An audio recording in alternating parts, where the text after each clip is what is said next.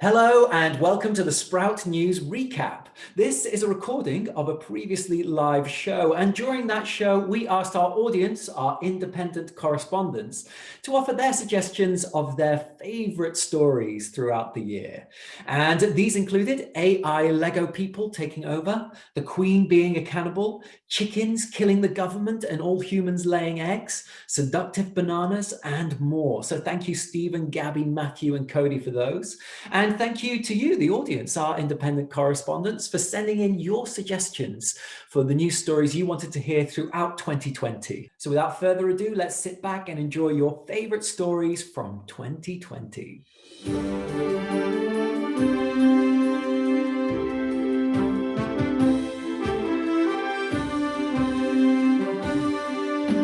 Yes.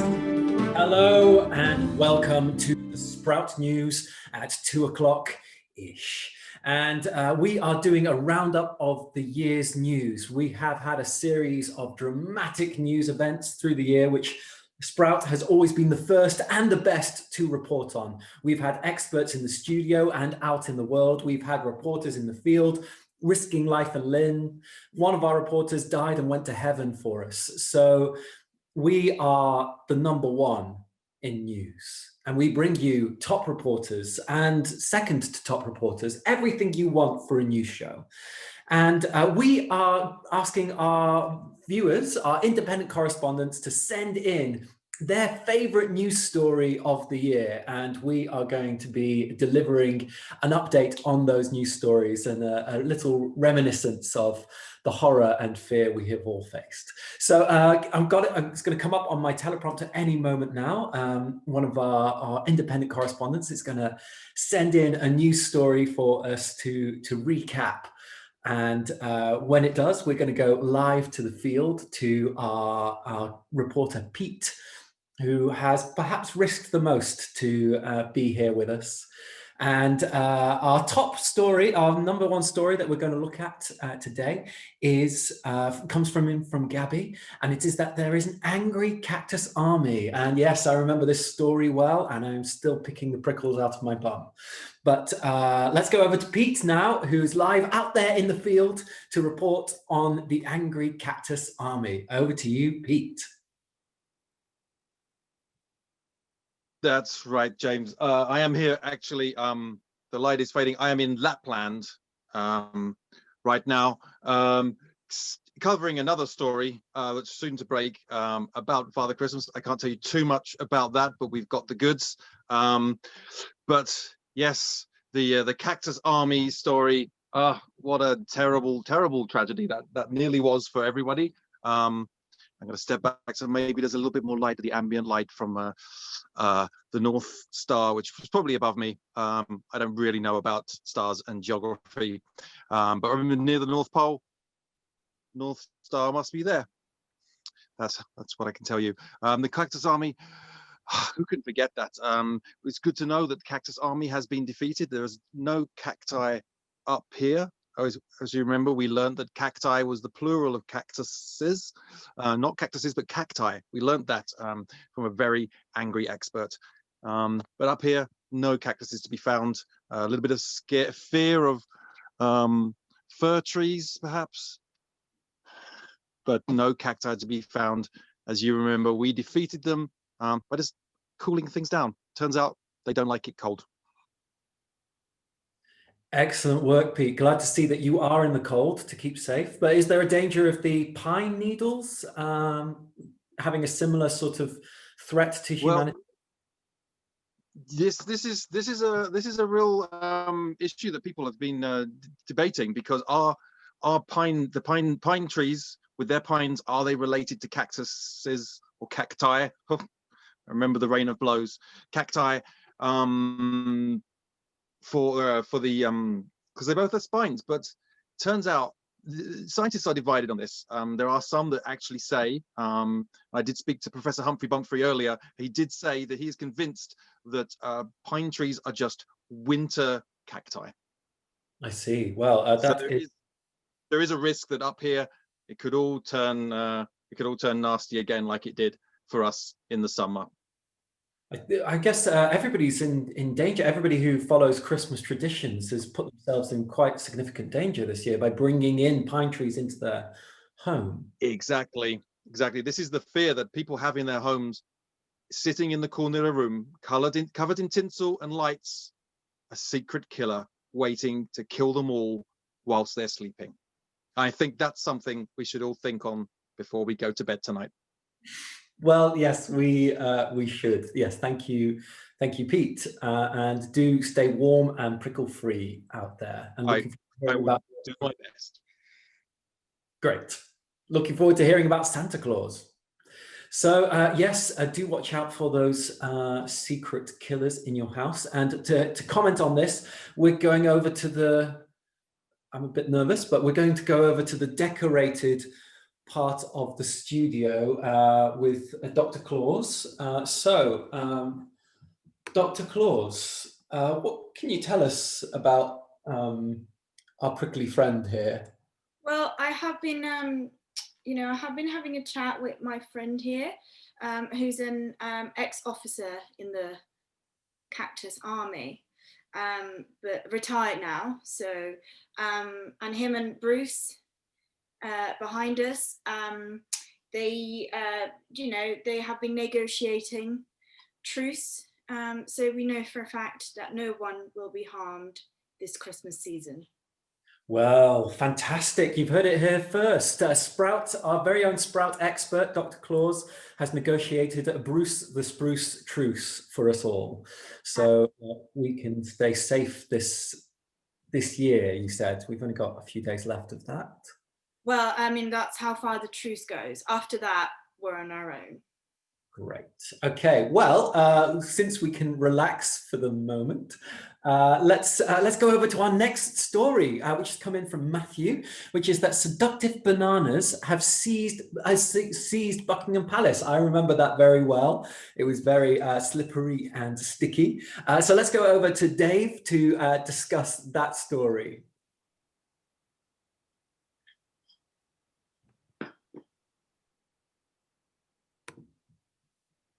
Dave, we can't hear you. Have the bananas silenced you? James, they have silenced me, but I fought back, and I've got a few bananas hostage.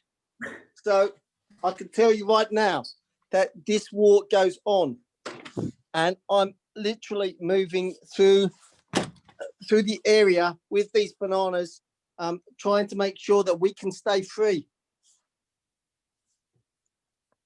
James. Great. I'm glad you're keeping us safe there. How are the royals doing? I've got the royals in my basement.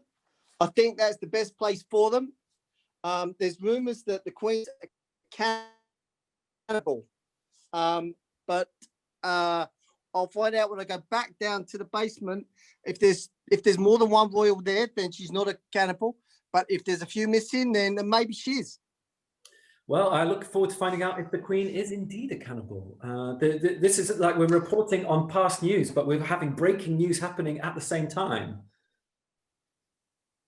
It's still happening, James. There's more bananas coming. But back to the studio. Oh, good luck, Dave. Oh gosh, I really thought we had escaped the traumatic events of the seductive bananas, but it seems that they are still haunting us. But there's no time to dwell on that. We have more news stories to cover that have happened this year, and we have to go back and revisit the fact that chickens killed all the governments, and all humans now lay eggs.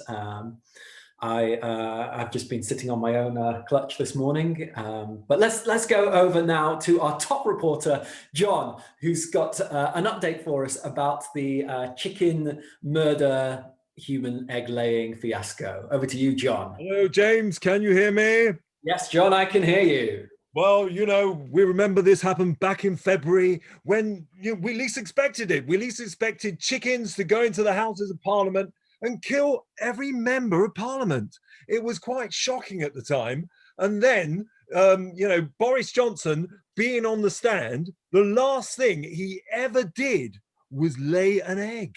And firstly, we thought, wow, this is crazy. Laying an egg in Parliament and then he dies. But then all of a sudden, every human started to lay eggs. It was absolutely crazy. And our expert on humans laying eggs, Dave Hinsby, he was quite sure that humans laying eggs, those kind of eggs are okay to eat. So everybody started making omelets out of the eggs, and they were absolutely marvelous. There were songs made out of it. There was a special song in the summertime. Everybody wants to eat a human egg, human egg, human egg.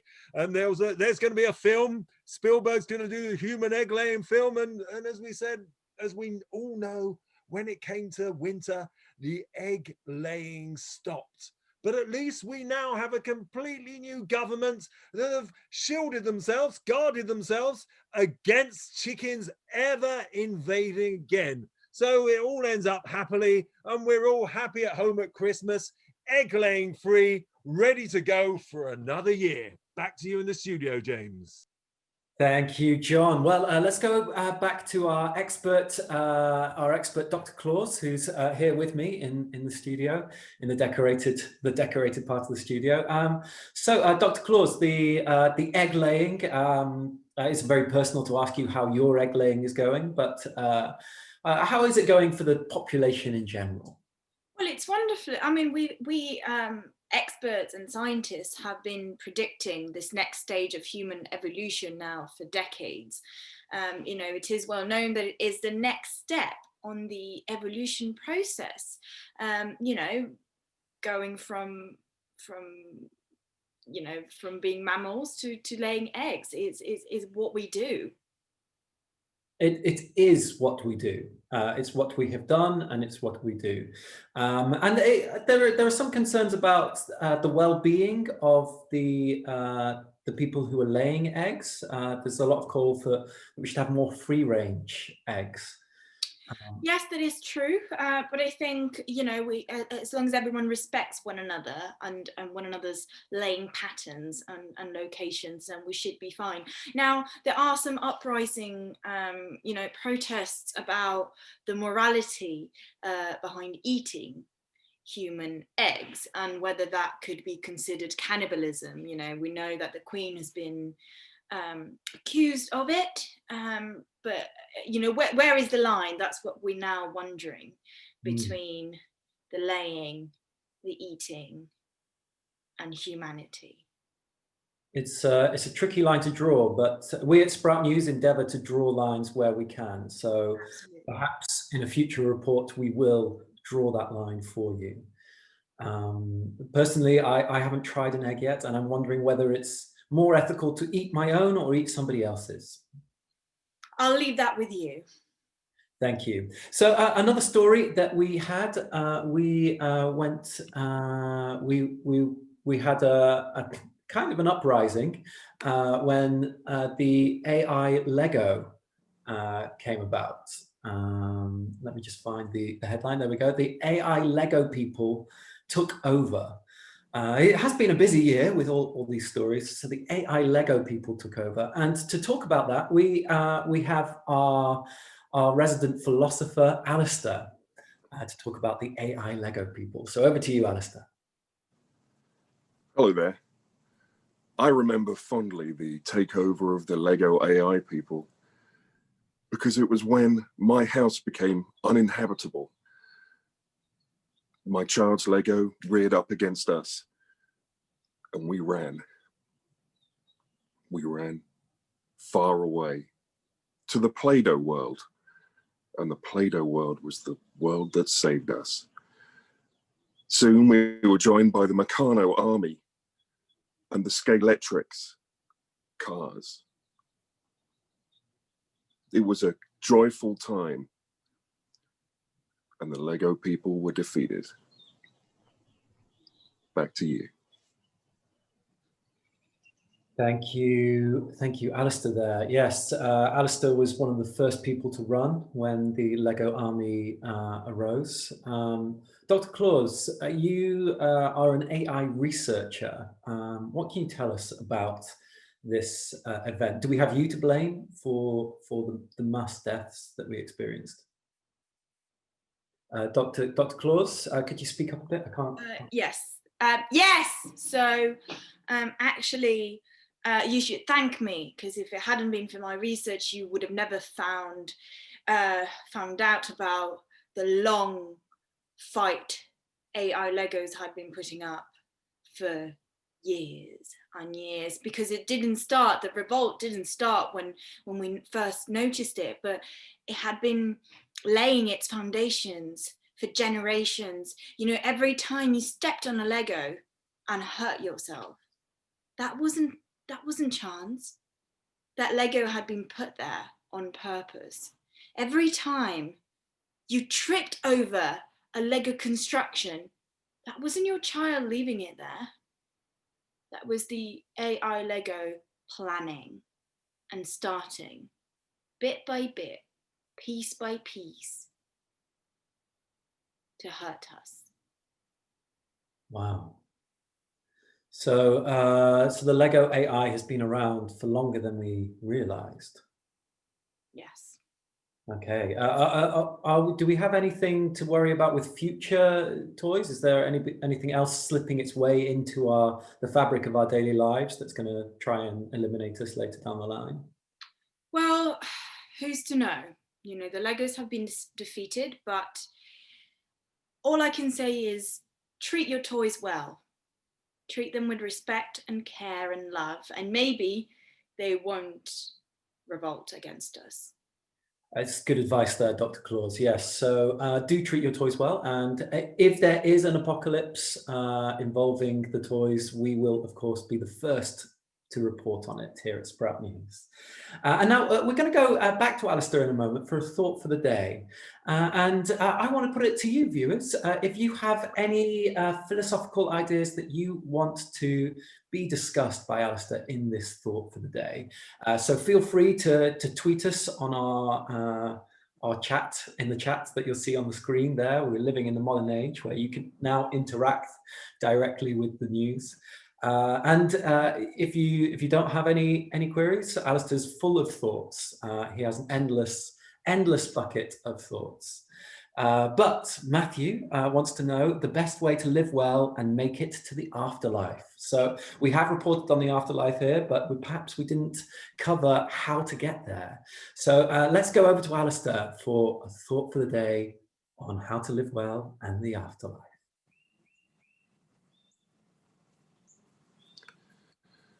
Hello there.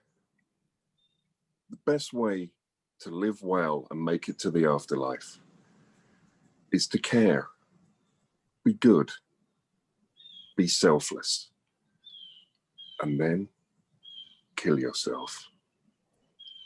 Bye-bye. So thank you, Alistair. Cheery and practical advice as always. So that's all we have time for today. We didn't have time to talk about the actual breaking news stories of today, which is that Henry VIII has returned and was determined to marry Gillian McKeith. That came in from Cody there. But we'll hopefully report on this and other stories in the future if we survive the pine tree apocalypse. And let's find out what Santa has been doing in Lapland on another episode. But for now, thank you so much for joining us for the Sprout News, and see you again soon.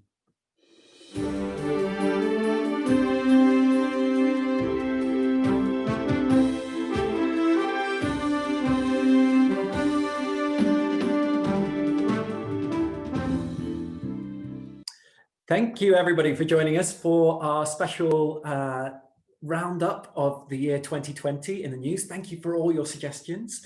Please give a round of applause to the people you've seen presenting the news to you today. You've seen Pete. You have seen Carlotta. You have seen Dave. You have seen John. You have seen Alistair. And please give yourselves a big round of applause for all the suggestions you gave. We can't do these shows without your suggestions. If this was your first time with us, thank you very much for joining us. If this was not your first time, thank you for returning to us. And we'll be back in the new year with more shows and hopefully see you then. Have a wonderful rest of the year and a great 2021.